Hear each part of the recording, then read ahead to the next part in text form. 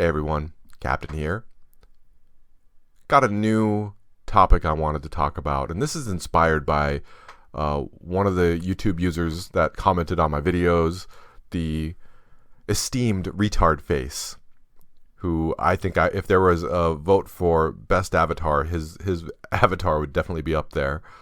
But his suggestion was a topic that I will do eventually, but it made me think of this one specifically. And there may have been somebody else that suggested something similar to this or this very topic. And if I'm spacing that out, I apologize, because you deserve your due too. Anyhow, I wanted to talk about the various careers, the failed careers that George has had. And before I say anything else, I want to just add the disclaimer that this list is fueled by rumors and things I've picked up and gleaned. So take it with a big grain of salt. This is all just alleged and not based on fact. But with that said, there is plenty of evidence to back up most of these. And for anyone that's really curious, just a little digging will prove one way or the other whether these are true. Now, I also want to say that this list is in no particular order. I will probably list there's a certain theme that runs through his jobs, and I'll probably list those first. And I think most of you can guess what the theme is, aside from failure. And also, I'm going to bring about a return of something that a lot of you enjoyed, because I got a lot of compliments and messages about George begging in that one video that I made. So that will return in this video. But I'd like to kick things off by what might be his most, if it's not his most infamous job, it's his second most infamous job. And that is the delivery boy at Takeout Taxi. The thing that was so funny about Takeout Taxi was this was in the early days of the Sucks videos, before YouTube, before any of us really were having any kind of contact with George. This is the original Something Awful stuff. And at the time on his show, George loved to pretend that he was this fabulously wealthy mansion-dwelling success. And he would brag on the air, and he had Boris the butler to try and complete the image that he was this playboy. When in reality, as the goons knew, he was a delivery boy for Takeout Taxi. And a lot of those Sucks videos, you can even hear comments from callers when they call up and they ask him to bring them food and just humiliate him. And you can see the absolute dejection on his face when they call him out on the air about being a delivery boy for Takeout Taxi. And I want to say, before anything else, that I don't begrudge anybody for making an honest living that doesn't hurt anyone else. But if you're out there making an honest living, I salute you. That's to be respected and honored. And the only reason I would mock George for any of these is simply because he tries so hard to appear bigger than he is. And I don't mean around the waist, but he tries so hard to project this image of success. And when you couple that with being a misogynist and a racist, as he appears to me, and obviously many others that watch clips of his show, or God forbid, whole episodes of his show, it seems pretty apparent. But when you act that way, you only inspire people to try and take you down a notch. But this Takeout Taxi was hilarious, because he might be doing his show and take a call, and the caller would go, "Hey George, can you bring me some spaghetti?" And then George, in a tip of his hand, revealing how he thinks of food in a sexual way, would say, I don't pick up food for or women for people. I pick up women for myself. And trying to equate food to women, which is terrifying.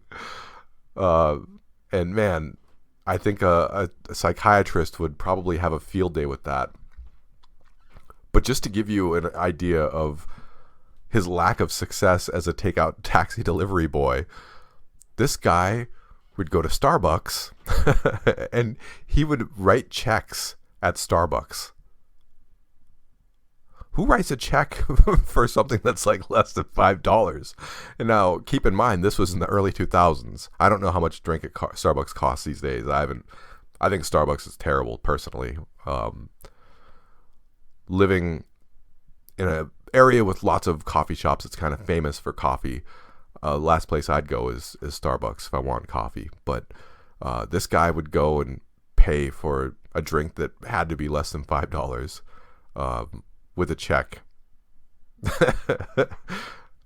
which on something awful they mocked him for, and I can't remember if they did it on air or not, but they definitely mocked him on something awful, and he got so defensive, as he gets with anything you criticize him for. He gets so ridiculously defensive, and it was great to watch him squirm as they made fun of him, ripped him for writing checks. And that was also they said that he was stalking girls that worked there and harassing them, and he'd bring them flowers.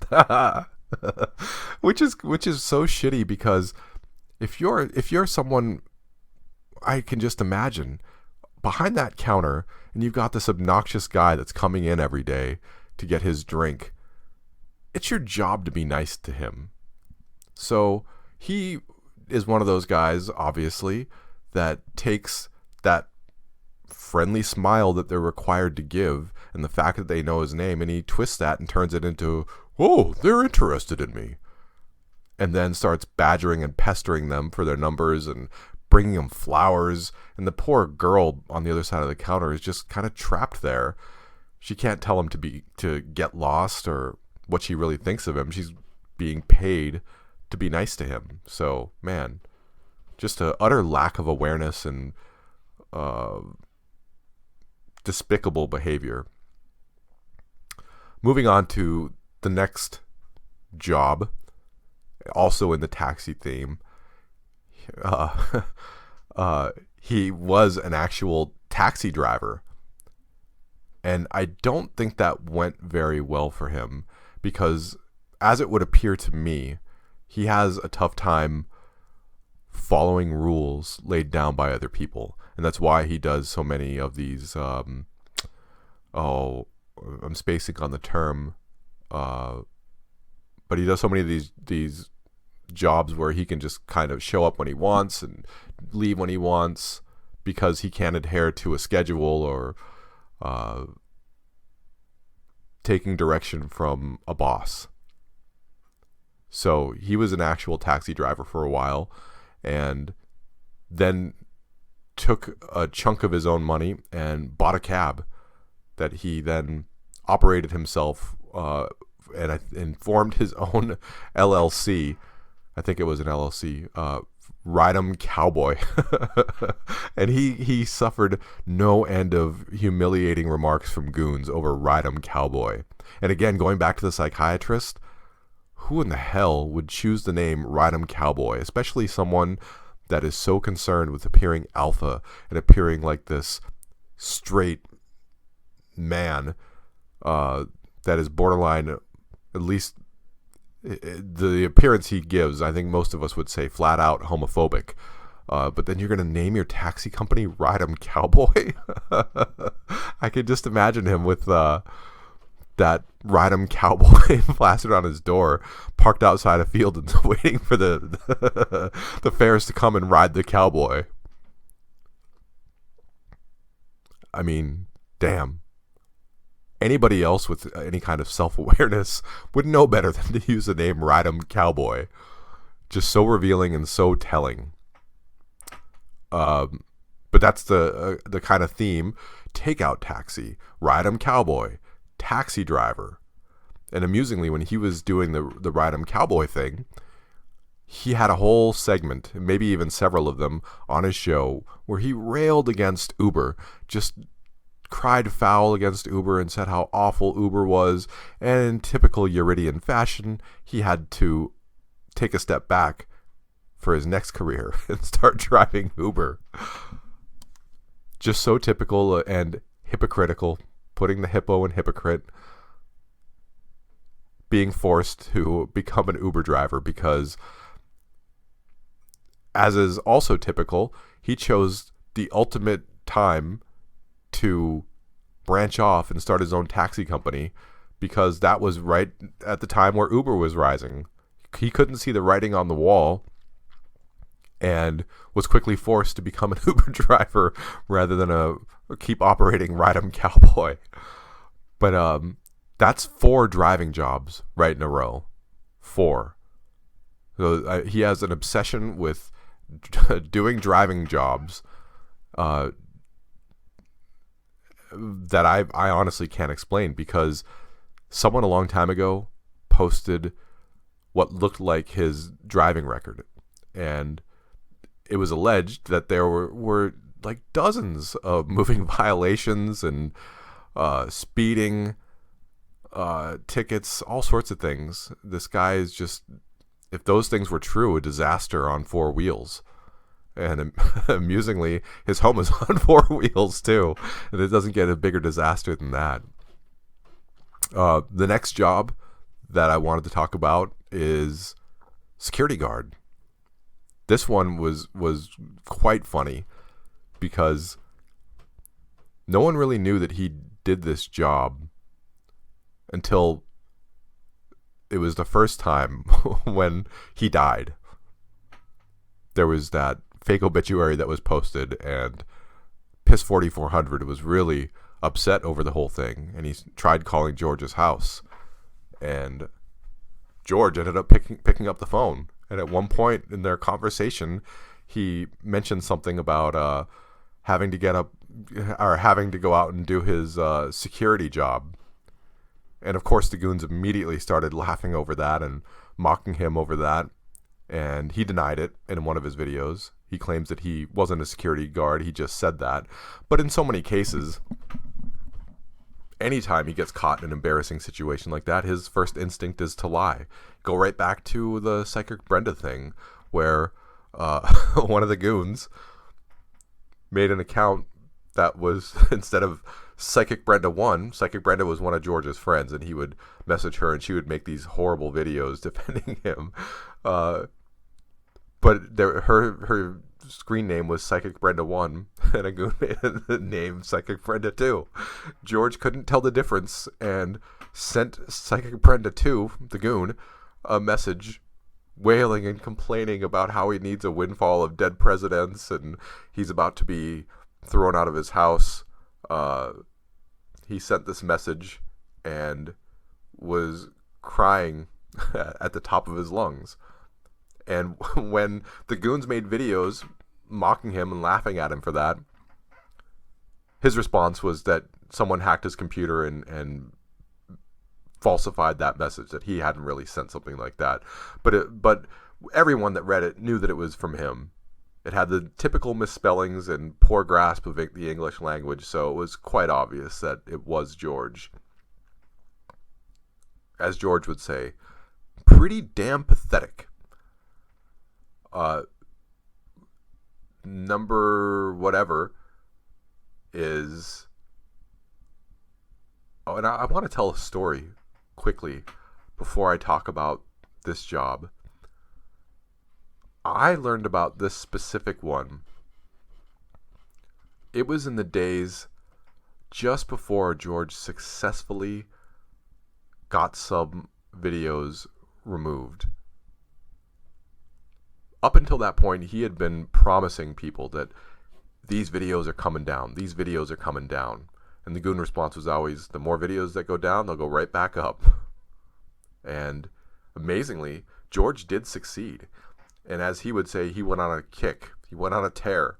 False flagging everything. He was, as Sean would say, a total false flag it. Got everything taken down. Anything with his picture on it, he got it taken down. But it didn't last, obviously. Eventually, everything went right back up and it stayed up, and that's kind of where we are today. But during this time, just before that happened, I stumbled onto someone's blog. It was a local person in Richmond, and the topic of that blog entry was just how some things are not what they seem. And the specific point he was making was that he had gone to a restaurant and sat down, and once his server came to him, he looked up, and it was Sloppy George Herod. And the person was shocked because he wasn't a goon or anything. He was just somebody that lived in Richmond and had flipped the channels and seen the Gorgeous George show. And instead of seeing George on a TV screen, George that day was his waiter, which I think George had lots of jobs being a waiter, if I'm not mistaken. But this person talked about how George on TV would portray himself as being this big macho guy, and then as a server, he's not all that tall. He's maybe, the guy said he was maybe 6 feet, and an okay waiter. He was prompt and polite, but he was far from being this successful playboy that he tried to portray himself. So that's yet another failed career that George had, being a waiter. And as most of us can imagine, he would wilt under that kind of pressure in a job like that, taking direction from his boss and being beholden to diners. I'm sure that couldn't have gone well. And the reason I bring up the story of George getting things taken down, that blog, you can no longer find that blog entry. I don't remember who wrote it, so I can't go and look for that specific blog. I can only try and find that entry.